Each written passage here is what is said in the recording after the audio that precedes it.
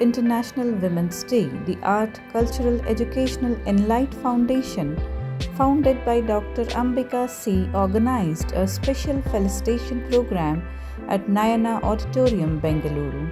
The event honored women achievers from various fields including social service, education, industry, art, music, fashion, cinema, yoga, and health.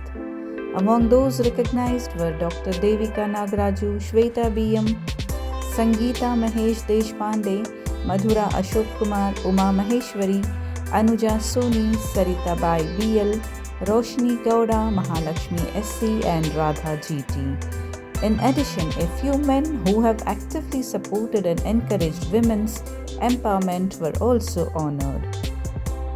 The event was graced by actor-producer Gandasi Sadananda Swami, Dr. Padma Nagaraj, Editor-in-Chief Edu Samaj, Senior Journalist Shanta Kumari and journalist Shivaraju, who played a key role in making the program a success.